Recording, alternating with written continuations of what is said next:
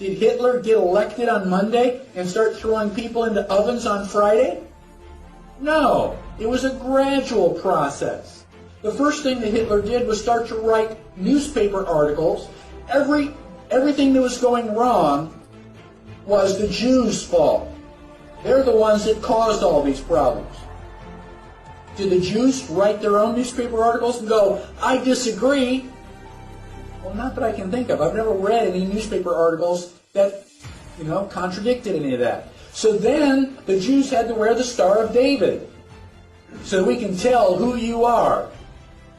Did they say, no, that's a violation of my privacy. I don't have to tell you whether, I'm Jewish or not. No, the Jews decided, well, it's a religious symbol. We love God. We should be proud to wear the Star of David. Eventually, the Germans came in and they broke all of the windows in all of the Jewish businesses in one weekend. The Saturday night was known as Kristallnacht, which is German for Night of Glass. You couldn't walk up and down the sidewalks because they were filled with glass.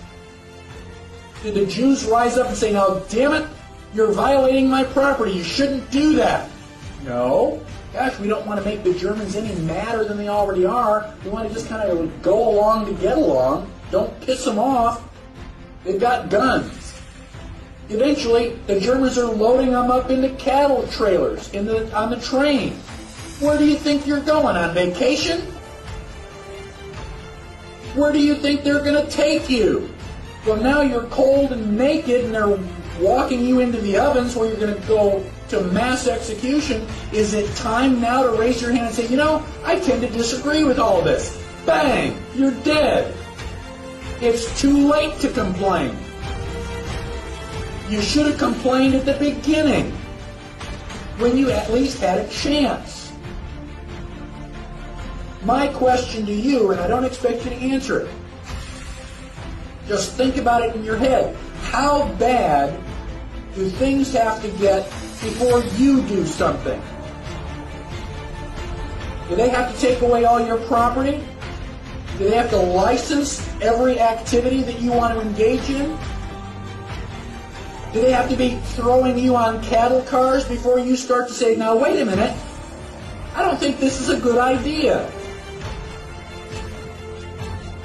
How long is it going to be before you finally resist and say, no, I will not comply? Period. That's a different answer for each person. Ask yourself now, because sooner or later you're going to come to that line, and when they cross it, what do you say? Well, okay, cross this line. Okay, now cross that line. Okay, now cross this line. And pretty soon you're in a corner.